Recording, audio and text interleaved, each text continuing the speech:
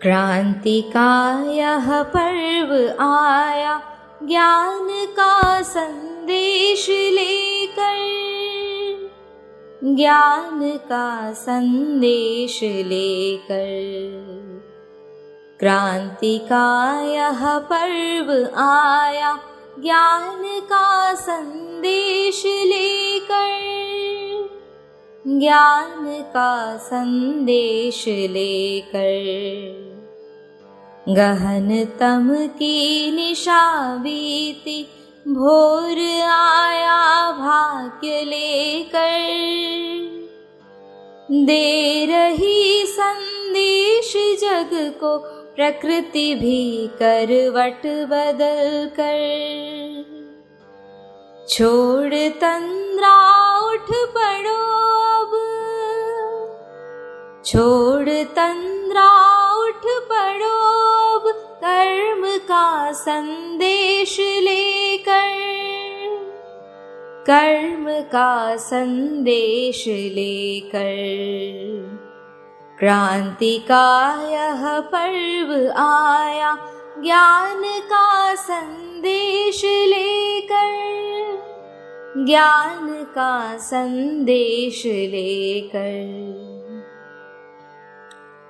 सूर्य की अरुणिम विभाले, किरण बन उतरा नयन में, साधना का हो बसेरा, गंध बन विचरो पवन में। मातृभू का भार हर लो, मातृभू का भार हर लो, प्रेम का संदेश देकर, प्रेम का संदेश देकर। क्रांति का यह पर्व आया ज्ञान का संदेश लेकर, ज्ञान का संदेश लेकर। क्रांति का यह पर्व आया ज्ञान का संदेश लेकर, ज्ञान का संदेश लेकर। क्रांति का यह पर्व आया।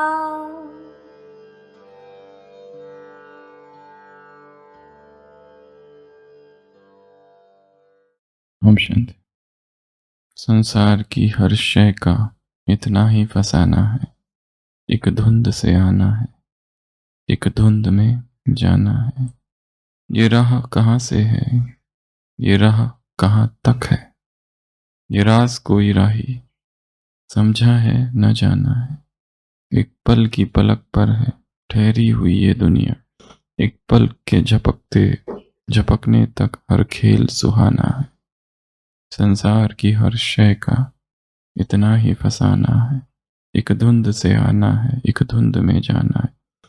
क्या जाने कोई किस पर, किस मोड़ पर क्या बीते, इस राह पे ए राही हर मोड़ बहाना है।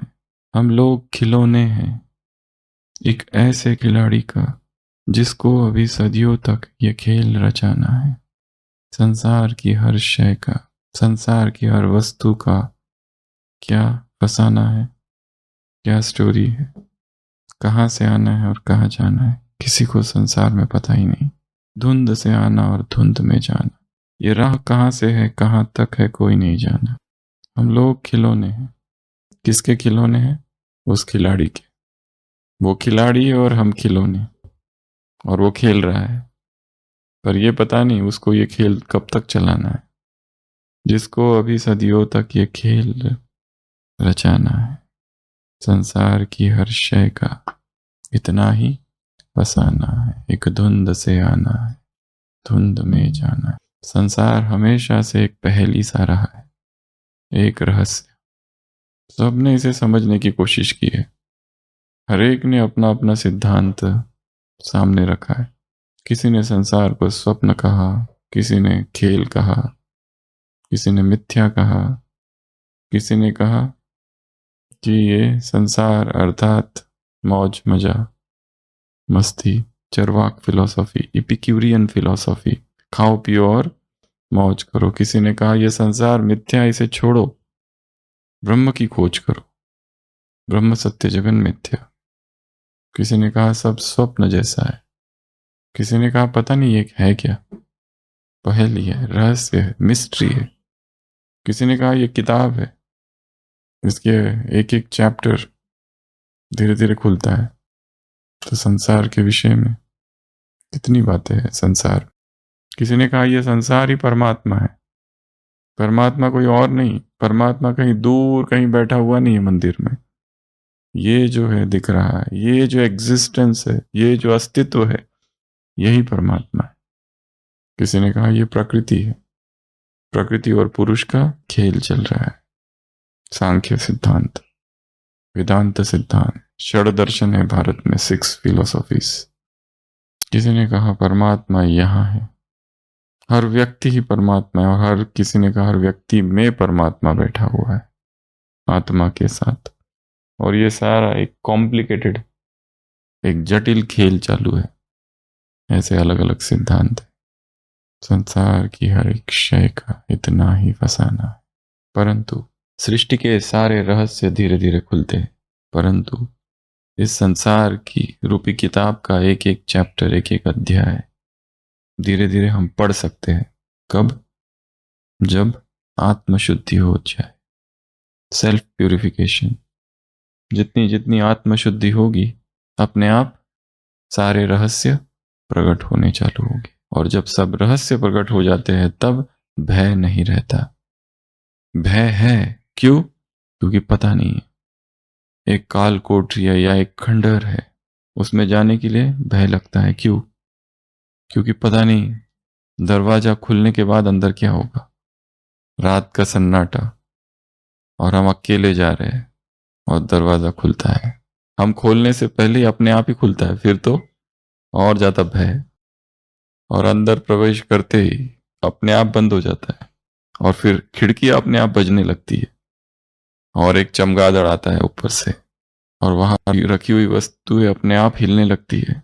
और अचानक तेज हवा का झोंका आता है, और दिखता है एक परछाई अभी अभी खिड़की से सामने गई, और फिर एक अजीब व गरीब आवाजें आती है जो कभी नहीं सुनी थी। और वहां पर एक भोजन की थाली रखी हुई है, और हमें बहुत भूख लगी, और जैसे ही थाली लेने गई, थाली अपने आप सरकती है, और फिर अचानक कोई कंधे पर पीछे से हाथ रखता है और बेहोश होके गिर गए। जब आंख खुलती है तो देखते हैं ये एक खंडहर है, सूरज की रोशनी आ गई है। देखते हैं यहाँ तो कुछ भी नहीं है, सब ठीक ठाक है। तो ये तो पहला दिन था। दूसरे दिन वहीं जाओगे तो फिर डर नहीं लगेगा। तीसरे दिन तो कुछ भी नहीं लगेगा। फिर तो सोचेंगे अब ये हिल क्यों नहीं रही है थाली। तो जहाँ रहस्य होता है वहां डर होता है, परंतु जहां सब पता चल जाता है, जहां अज्ञान है, जहां अंधकार है, वहां पर डर है। और जहां पर ज्ञान है और प्रकाश है, वहां कोई डर नहीं। अंधकार डराता है, अंधकार डराता है। जो चीज हमने, जो वस्तु जिसका हमें कोई अनुभव नहीं है, वो चीज हमें डराती है। पर कई बार हो चुकी है, फिर डर खत्म। तो यज्ञ इतिहास की कहानियां, यज्ञ इतिहास की क्रांति कहाँ घटी? छोटी छोटी गलियों में। कहाँ घटी? छोटे छोटे प्रसंगों में। और जिनके साथ घटी, उनके लिए वो छोटे प्रसंग क्या बन गए? जीवन का परिवर्तन के सूत्र। तो आज की स्टोरी, आज का कौन सा दिन है? 8वां दिन, 9वां दिन। Story number 1। बाबा ने, बहुत सारी पार्टी आती रहती थी, जाती रहती थी।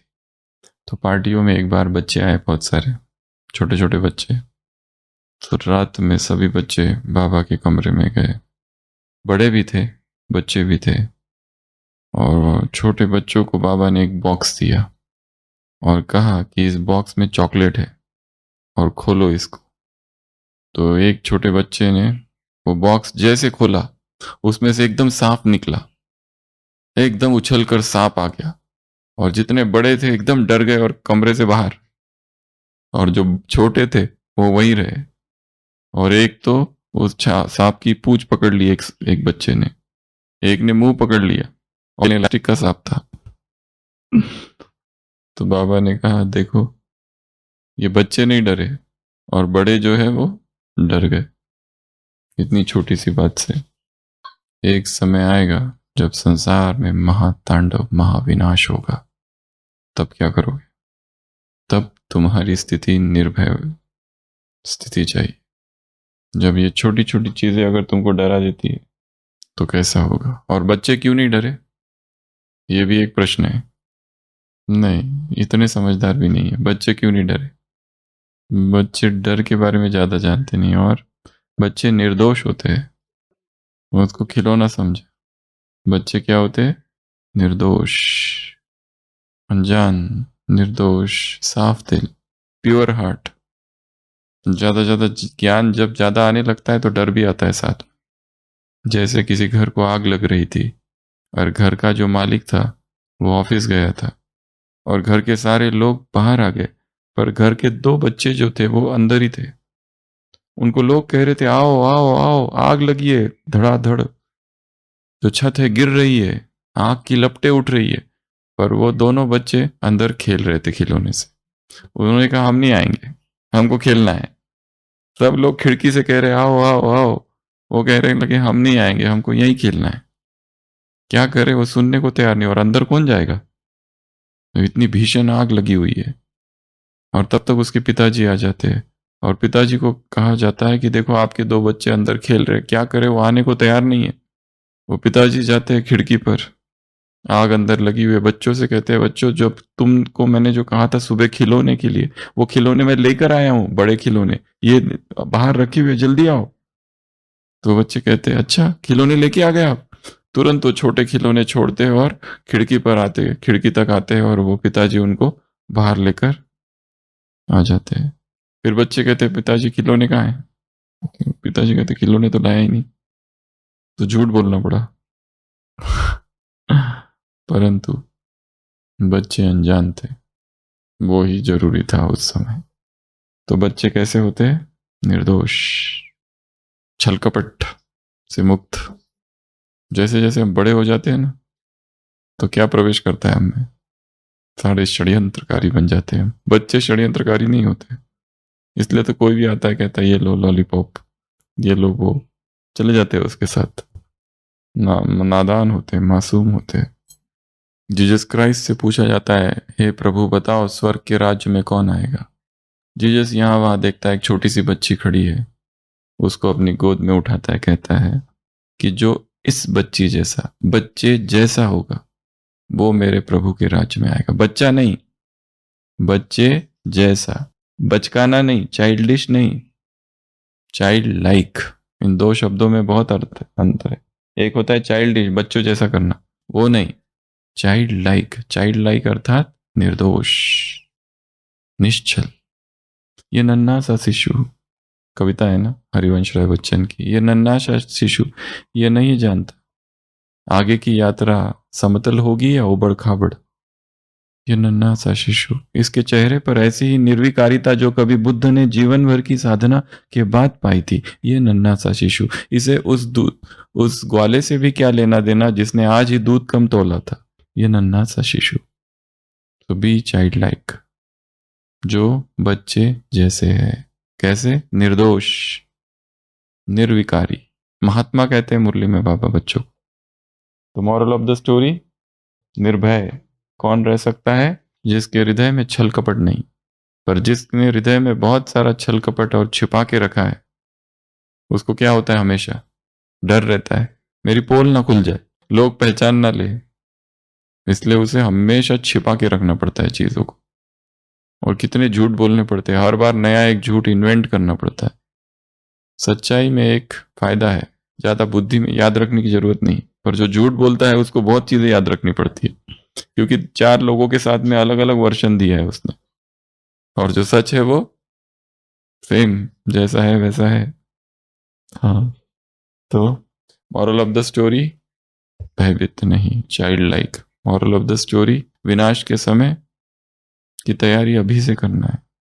स्टोरी नंबर 2, और ये चालू है, इससे क्या डरना, ये सब क्या खिलौने हैं, ये मिट्टी के, सर्वशक्तिवान साथ है, हम में शक्ति कम नहीं, तब रहते हैं रास्ते।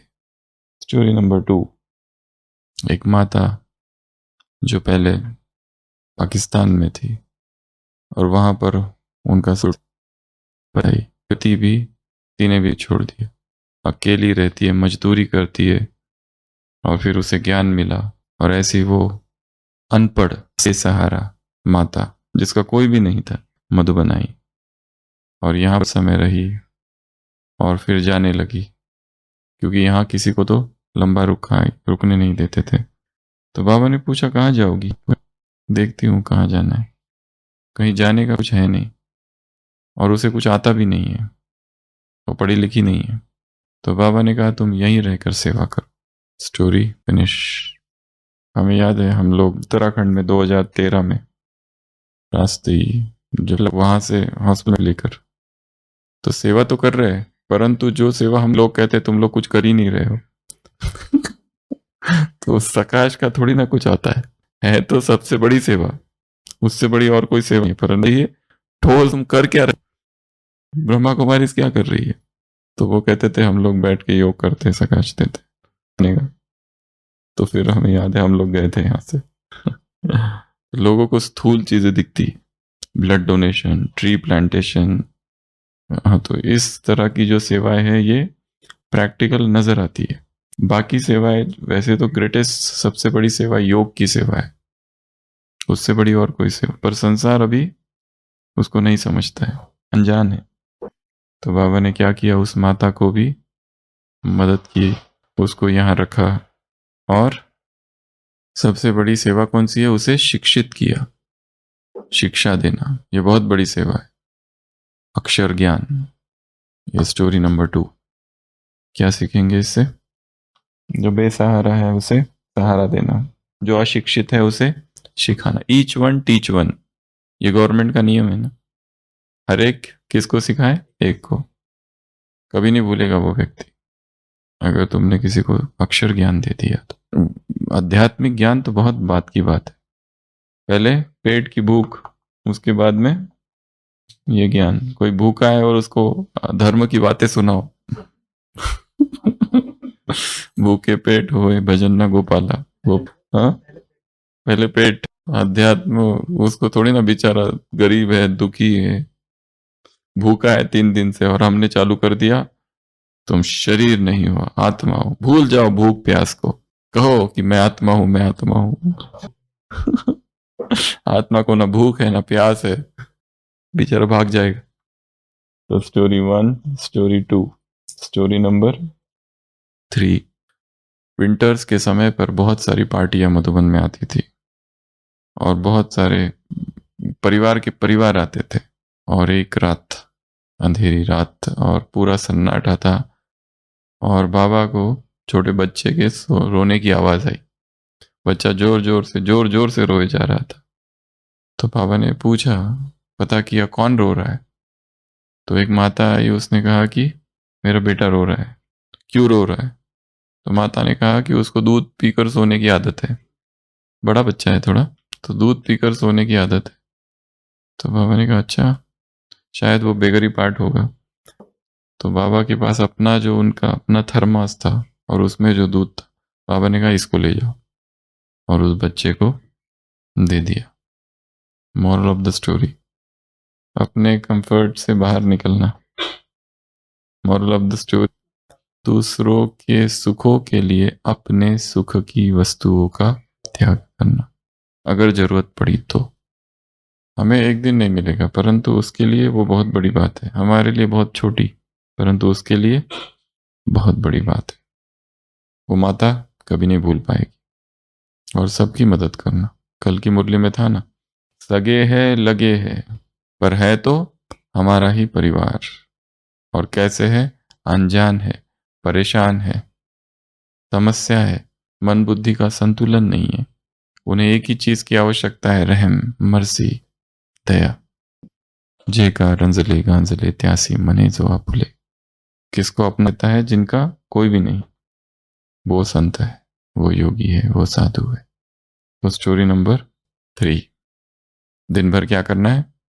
यही सोचते रहना किसकी मदद करो, परंतु जबरदस्ती मदद नहीं करना।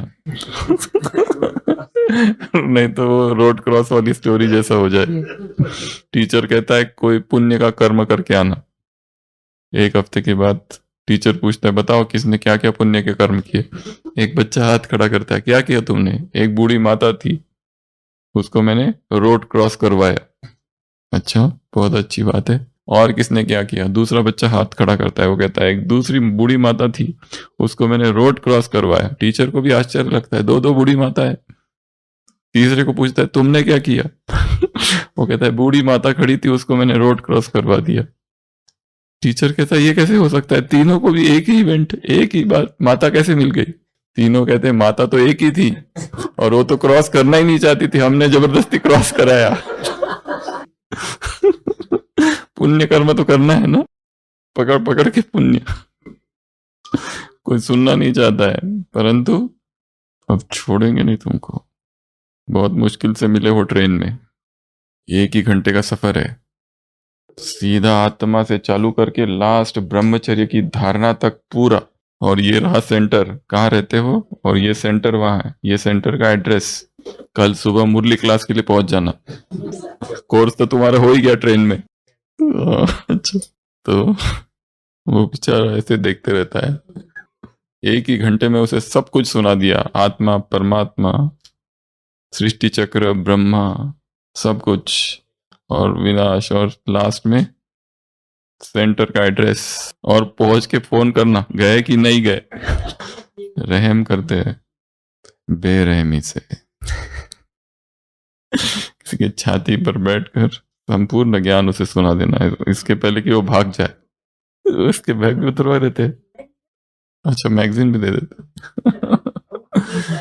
एक शांतिवन में एक भाई है, उसका लौकिक भाई जब आया पहली बार शांतिवन, जो भी मिलता था आत्मा परमात्मा, आत्मा परमात्मा, आत्मा परमात्मा। अगले 3 दिन वो शांतिवन के बाहर ही घूमता रहा, अंदर एंट्री नहीं की उसने।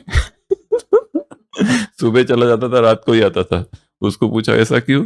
वो कहता था अंदर जो भी मिलता है पकड़ पकड़ के आत्मा परमात्मा, आत्मा परमात्मा, आत्मा परमात्मा सिखाते। कहाँ से हो? अच्छा, वहां से आए हो। कब आए हो? कल ही आए हो। पहली बार आए हो? बैठो। पहली बार आया तो बैठो, अब तो छोड़ेंगे नहीं तुमको। वो अभी अभी आई है पार्टी उधर ज्ञान सरोवर में जाके और पीस पार्क में जाके, और फिर पांडवन पहुंची है। पर हम छोड़ेंगे नहीं, हमें अपनी प्रजा बनानी है। वो कहते हैं अभी सुन के आया हूं, वो सुनाओ, मैं सुनाता हूं। कि तुम आत्मा हो, ये परमात्मा है, ये सृष्टि चक्र। एक भाई तो बहुत अच्छा था, वो कहता था, उसको पूछा तुम ट्रेन में बैठते हो सेवा नहीं करते हो? सेवा करना चाहिए ना। वो कहता था मैं, मेरे पास मोती है, हीरे, मैं ऐसे थोड़ी ना पत्थर पर फेंकूंगा। किसी के सामने थोड़ी ना सुनाना पड़ता है, कोई वैल्यू नहीं होती है फिर फ्री में। स्टोरी नंबर, हमने ये कहा था और बताया था, एक पूरी क्लास उस पर हुई थी कि दिल्ली कैंट में सेवा हुई थी 58, 59, 60s में। डेट पता नहीं एग्जैक्टली कब हुई। और दिल्ली कैंट में बहुत बड़ा मैदान था, वहाँ एक मेजर साहब थे, मेजर वर्मा, और जो ज्ञान में आए थे राजौरी गार्डन में सेंटर पर आते थे। और वहाँ पर फिर बाबा को निमंत्रण दिया था और बाबा आए थे और बहुत बड़ी सभा होती थी और सत्संग हुआ था। कितने दिन चला पता नहीं, वर्णन नहीं है कहीं पर शायद बहुत दिन चला। और वहाँ से कई लोग निकले उस सभा से, उस सत्संग से। तो ये जो मेजर थे वो नए नए ज्ञान में आए, तो दीदी ने उनसे कहा कि और कहीं जगह नहीं, दिल्ली में और कोई बड़ी जगह नहीं है जहाँ हजारों लोग रुक सके, तो आपके पास जो जगह है वहाँ बुलाया जा सकता है और बाबा को निमंत्रण पत्र भेजो। तो उन्होंने बाबा को एक पत्र लिखा कि आप आए यहाँ पर, और ये भी लिखा कि जल्दी आओ क्योंकि लड़ाई कभी भी चालू हो सकती है और मुझे जाना पड़ सकता है, इसलिए आप पहले आ जाओ। बाबा ने उत्तर लिखा कि ऐसे ही नहीं आऊँगा, पहले तुम निश्चय पत्र भेजो। जो भी ज्ञान में आता था उस समय, ये 60s की बात है, 58, 59, 60, उस समय क्या लिखना पड़ता था? निश्चय पत्र। क्या निश्चय पत्र? कि मुझे संपूर्ण निश्चय है कि परमपिता परमात्मा शिव ब्रह्मा तन में प्रवेश कर सतयुगी नई सृष्टि स्थापन कर रहे हैं। तो उस मेजर ने वो पत्र भी लिखा, बाबा को पत्र मिला। बाबा ने कहा ठीक है, बाबा वहां आएंगे, परंतु लड़ाई बंद हो जाएगी। बाबा आने से पहले ही पत्र में ये चीज लिख दी। और जिस समय ये पत्र उस मेजर को मिला, उसके 1 घंटे के बाद अनाउंसमेंट हुई कि लड़ाई बंद, अब कोई लड़ाई नहीं। तो उसका निश्चय और ही बढ़ गया। तो जो कहा, और कितने दिनों से हम देख रहे हैं कि बाबा में वो शक्तियां प्रकट हो गई थी। क्या होने वाला है वो पहले ही पता चल जाता था। जैसे पत्र मिला कि लड़ाई नहीं होगी, 1 घंटे के बाद अनाउंसमेंट हो गई गवर्नमेंट की कि लड़ाई नहीं है। तो योगी में अपने आप पर, योगी कभी प्रदर्शन नहीं करता अपनी सिद्धियों की, वो गुप्त रहता है। और गुप्त ही रखनी चाहिए सिद्धियां। अगर प्रकट करने गए तो क्या होगा?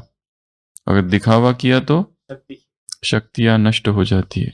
पतंजलि योग सूत्र में लिखा है, जो जो भी साधना करेगा सिद्धियां मिलेगी, परंतु ये सिद्धियां योगी के लिए दुश्मन है, बाधा है।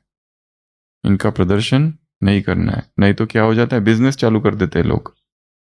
एक माता कुछ 1-2 वर्ष पहले इसी क्लास में मिली थी और वो कहने लगी थी कि बात करनी है। हमने कहा क्या बात करनी है, बोलो।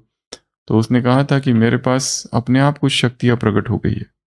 मैं जिस सेंटर पर जाती हूँ, जैसे क्लास पूरा होता है और मुरली जैसे ही पूरी हो जाती है, मैं बैठती हूँ और सारे भाई बहने आसपास बैठ जाते हैं और सब अपनी तकलीफें बताने लगते हैं। मुझे घुटना दर्द है, मुझे दर्द है, ये है। और मैं उनके घुटने पर हाथ रखती हूँ और बाबा को याद करती हूँ और घुटने का दर्द ठीक हो जाता है। तो मुझे क्या करना चाहिए? बहुत सेवा हो रही है। हमने कहा तुरंत बंद करो इसको। हमारी शक्तियां किसी का घुटने का दर्द और ये सब ठीक करने के लिए नहीं है। ये ईश्वरीय शक्ति है, इससे विश्व का कल्याण करना है, आत्मा का कल्याण करना, ना कि शरीर का। किसी की शारीरिक बीमारी अभी ठीक कर दो, बाहर जाके एक्सीडेंट हो जाएगा फिर। और किसी के शारीरिक कर्मभोग में इंटरफियर भी नहीं करना है। इस तरह से डिवाइन इंटरवेंशन से। और इससे और एक नुकसान है, क्या? अहंकार। अहंकार। उस माता ने बोलते बोलते एक बात ये भी कहती थी कि मैंने कितने लोगों को देखा है, यहाँ किसी के पास ऐसी शक्तियां नहीं है जो मेरे में अपने आप प्रकट हुई है। वो बाबा बाबा तो कह रही थी, पर सूक्ष्म अहंकार भी आ चुका था और वो धीरे धीरे बढ़ जाएगा। और फिर धीरे धीरे चार्जेस, मोनेटाइजेशन चालू हो जाएगा, सब चालू हो जाएगा। वो नहीं भी हो तो भी अहंकार तो आ ही जाएगा। तो सिद्धियां बड़ी डेंजरस चीजें हैं। इसलिए जो बातें अभी हम बता रहे हैं, ये तो तभी किसी ने इसकी तरफ इतना ध्यान नहीं। हम अभी रेट्रोस्पेक्टिवली इतने सालों बाद, 40 साल बाद इसको इस तरह से देख रहे। परंतु वहां के भाई बहनों के लिए तो बस बाबा बाबा बाबा था, बस बाबा ने कह दिया फाइनल। पर ये योगी को प्राप्त हुई सिद्धियां थी, जो कि पता चल जाता था क्या होने वाला है। परंतु सिद्धियों का गलत प्रयोग नहीं करना है। जैसे एक योगी बैठा था, एक नाव जा रही है, बड़ी जहाज जा रही है जिसमें 40 लोग थे। उसको लगा इतने वर्षों से मैं तपस्या कर रहा हूं और मेरे पास इतनी सिद्धियां, मैं प्रयोग तो करके देखूं। वो संकल्प करता है कि ये जो हवा बह रही है, हवा रुक जाए, और हवा रुक जाती है। और जैसे हवा रुकती है, वो इतनी बड़ी जहाज जो है, हवा रुक गई, डूब गई। उसमें 40 लोग थे, 40 मर गए। पाप हो गया। इस पाप की सजा, उसकी सिद्धियां खत्म, उसकी सिद्धियां नष्ट हो गई।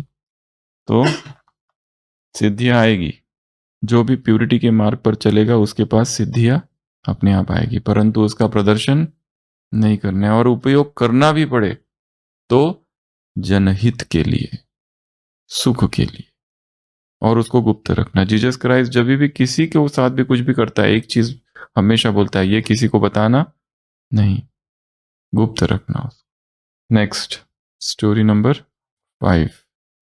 दादी जान की और बाबा दोनों मुंबई में थे और बाबा ने बोलते बोलते एक बात कही, बच्ची लिथो मशीन जो होती है ना, लिथो मशीन हमने भी नहीं देखी अभी तक, ये उस समय यूज होती थी। लिथो मशीन, लिथो मशीन अगर हमारे पास हो तो बहुत सारी प्रिंट आउट निकल सकते हैं मुरली के।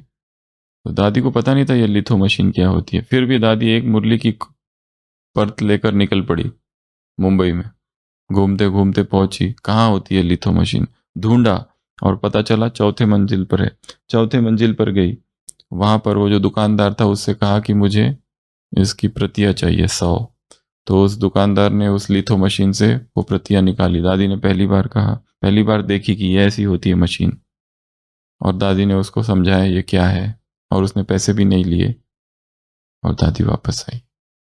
दादी ने आगे कहा कि ये जो बात बाबा ने उस दिन मुझसे कही थी, इसका मुझ पर बड़ा गहरा असर हुआ। क्या असर हुआ?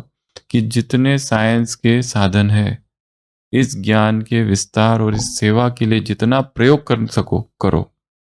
और आगे चलकर दादी ने यज्ञ के लिए बहुत सारी लिथो मशीन्स उपलब्ध कराई। अभी तो लिथो मशीन यूज नहीं होती, अभी तो प्रिंटिंग प्रेस है इतनी बड़ी। ये पुराने जमाने में यूज होती थी। तो मॉरल ऑफ द स्टोरी ये है कि बाप की सेवा के लिए जितने साधन उपलब्ध है उन सब का प्रयोग करना है।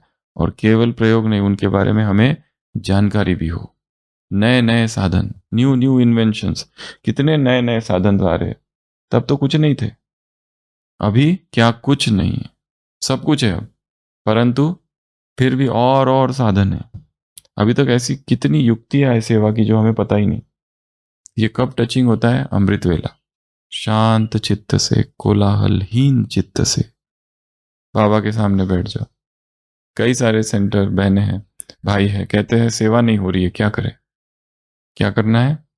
शांत बैठ जाओ। कुछ ना कुछ टचिंग आएगी, कुछ ना कुछ युक्ति आएगी कि ये करो, ये करना बाकी है, बाकी तो सब कर लिया। तो क्या करना है? जितने साइंस के साधन हैं उनके बारे में जानकारी हो और उनका प्रयोग करना है।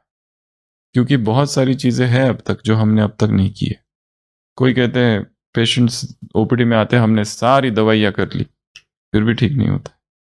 कुछ तो अभी भी रहा है जो किया नहीं, कुछ तो है अभी भी, तो टचिंग आएगी। तो स्टोरी नंबर 5वां। उसके बाद में नेक्स्ट स्टोरी नंबर 6 चलते हैं। ब्रिज कोटी बेगरी पार्ट चालू है और एक टाइम ऐसा आया कि न दाल न चावल न रोटी, कुछ भी नहीं था, सब कुछ खत्म हो गया। भोली दादी ने सीतू दादी, जो कि भंडारा संभालती थी, सीतू दादी से कहा कि बाबा को जाके बताओ कि आज कुछ भी नहीं है, शाम का क्या करना है। और खाने वाले 150-200 लोग हैं, करना क्या है। तो बाबा ने एक बहुत अच्छी बात बताई। बाबा ने कहा योग का समय बढ़ा दो। जो 4 बजे तक करते हो रोज दोपहर को, आज शाम रात को 8 बजे तक करो। युक्ति क्या है? जब कुछ नहीं है तो बिजी करने से भी ज्यादा पावरफुल योग का टाइम बढ़ा दो। विघ्न आते हैं जीवन में, समस्या आती है, क्या करना है? बैठ के चर्चा नहीं करनी है क्यों आया, योग का टाइम बढ़ा दो। कितना बढ़ा दिया? 4 बजे तक रहता था, 4 घंटा बढ़ा दिया 8 बजे तक। और अचानक 6 बजे शाम को पोस्ट आई, एनवलप आया जिसमें मिठू दादी का नाम लिखा था। खोला, उसमें 200 रुपए थे। बाबा को बताया, बाबा ने कहा जाओ जाकर राशन लेके आओ। जो अब प्राप्ति है उसके लिए कुछ किया नहीं, किया कुछ और। वो जो प्राप्तियों का सागर है उससे कनेक्शन जोड़ दिया, प्राप्तियां अपने आप आ गई। हम करते हैं क्या? प्राप्तियां क्यों नहीं है उसकी चर्चा, चिंतन। हाँ, हम डाल डालियों को पकड़ते। सर्व प्राप्तियों का बीज कौन है? बाप। सारे खजानों का बीज सागर कौन है? बाप। सब कुछ मिलेगा उससे, सब कुछ जो चाहिए वो मिलेगा अपने आप। पर हमें विश्वास कहाँ है? विश्वास किस पर है? टाल टालियों पर है। बाइबल में लिखा है अगर तुम समंदर से कहो, यदि पहाड़ से कहो हे पहाड़ उठ, समंदर पे जा गिर, और तुम्हें विश्वास है कि ऐसा होगा, तो वो तुम्हारी बात मानेगा। और इसके पहले भी कहा था, एक माता ने एक ये बात पढ़ी, उसने कहा चलो मुझे एक्सपेरिमेंट करके देखना है। उसने खिड़की खोली, खिड़की के बाहर एक पहाड़ था। उसने कहा हे दरख्त उठ, जा समंदर पे गिर, और मुझे पूरा विश्वास है कि होगा। खिड़की बंद करती है, रात में सो जाती है। सुबह एक्साइटेड है कि वो पहाड़ समंदर में गिरा होगा, अभी वहां नहीं होगा। खिड़की खोल के देखती है तो पहाड़ वही है। फिर कहती है मुझे पहले ही पता था। तो निश्चय है ही नहीं। बाइबल में लिखा है, if you do not doubt, एक मस्टर्ड के सीड जैसा भी इतनों सा भी तुम में डाउट ना हो, तभी वो बात होगी। हम देखते हैं पेशेंट्स आते हैं, दो प्रकार के पेशेंट आते हैं। एक गरीब अनपढ़ जिनको कुछ नहीं पता, वो जल्दी ठीक होते हैं। और दूसरे जो होते हैं जो गूगल से सब कुछ पढ़ के आते हैं सब कुछ पढ़ के आते हैं, पूरा एक एक चीज उनको पता रहती है। उनके ठीक होने में थोड़ा टाइम लगता है। और जो गरीब होते हैं, जो दे दो उससे ठीक हो जाते हैं। दे दिया, पूर्ण विश्वास है कि ये दे दिया है, मैं इससे ठीक होगा। वो विश्वास ही उन्हें ठीक कर देता है। कुछ भी हो, फिर कैसी भी दवा हो। एक डॉक्टर बस्तर, बस्तर पता है ना, बिहार में एरिया है, बहुत आदिवासी जगह है। वहां गया, बक्सर। तो वहां गए तो एक व्यक्ति आया, कहता है मुझे ये हो रहा है, वो हो रहा है, ठीक नहीं हुआ बीमारी। तो डॉक्टर के पास लिखने के लिए कुछ भी नहीं है, उसने झाड़ का एक पत्ता लिया और उस पर दवाई का प्रिस्क्रिप्शन लिख दिया और कहा इसको खा लेना एक हफ्ते के बाद वो पेशेंट मिला, वो कहता है एकदम ठीक हो गया। वो तो ठीक हो गया, दवाई मिल गई। बोले कौन सी दवाई? वो पत्ता बड़ा स्वादिष्ट था वो पत्ता खा के ही ठीक हो गया वो।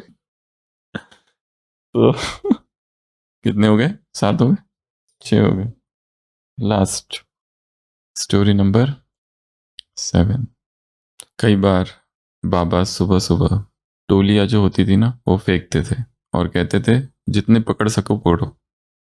तो बच्चे पकड़ लेते थे, कोई 1, कोई 2, कोई 3। जैसे अव्यक्त बाप दादा को भी देखा होगा, टोली फेंकते हुए।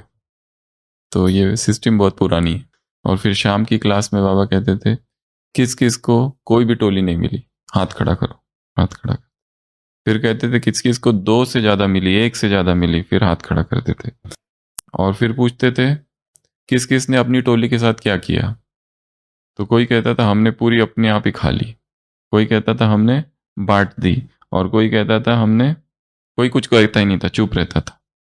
और फिर बाबा कहते थे कि जिन्होंने अपनी टोली बांट कर खाई वो पास, और जिन्होंने खुद खा गए वो फेल तो जो कुछ यज्ञ से मिले उसको क्या करना है?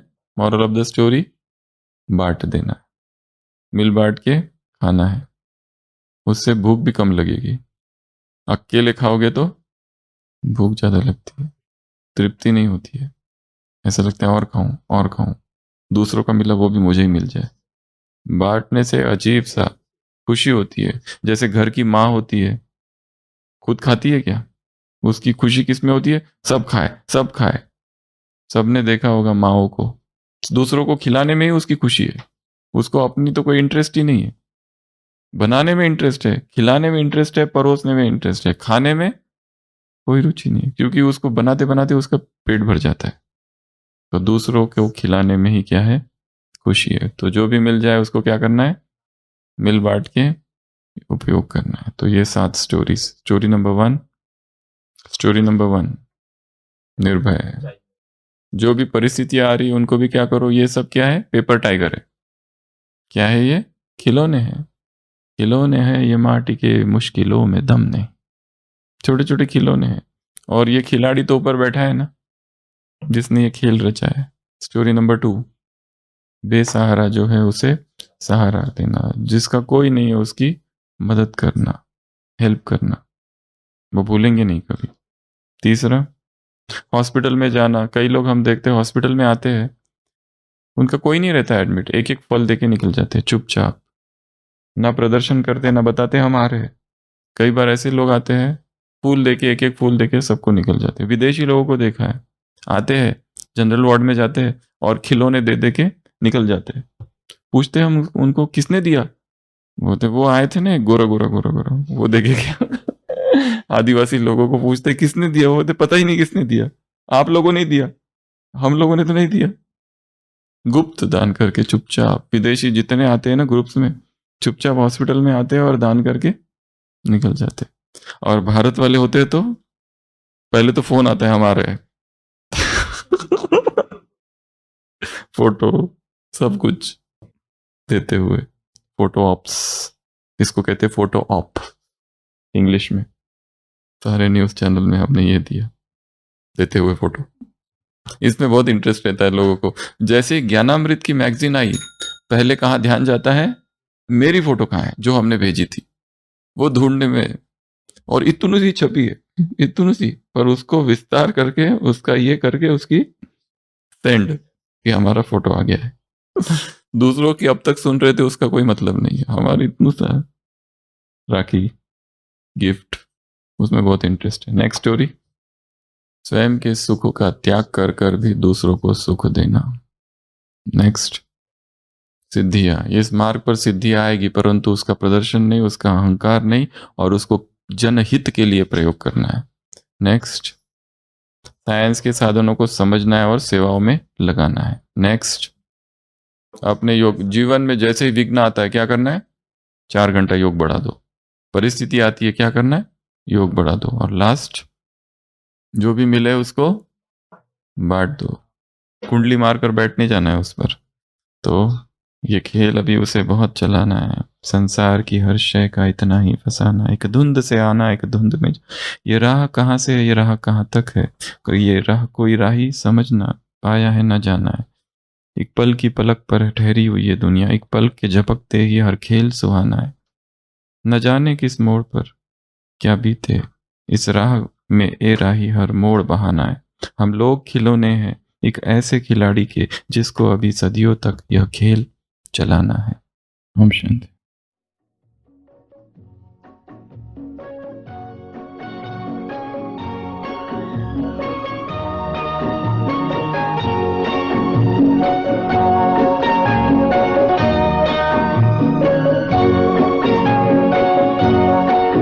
संसार की हर शय का इतना ही फसाना है, एक धुंध से आना है, एक धुंध में जाना है।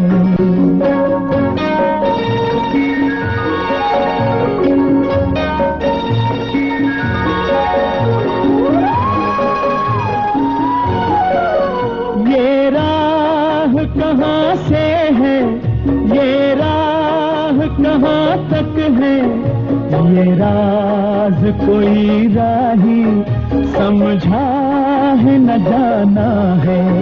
संसार की हर शय का कितना ही फसाना है, एक धुंध से आना है, एक धुंध में जाना है।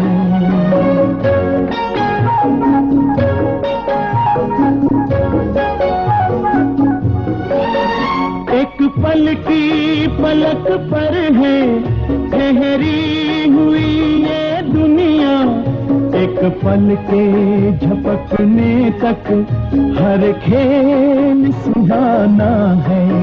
संसार की हर शय का इतना ही फसाना है, एक धुंध से आना है, एक धुंध में जाना है।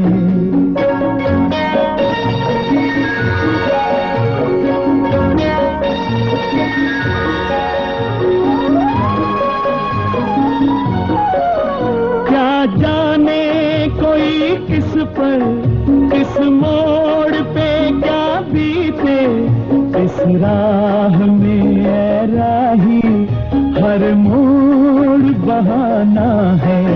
संसार की हर शय का कितना ही फसाना है, एक धुंध से आना है, एक धुंध में जाना है। ला ला ला ला ला ला ला ला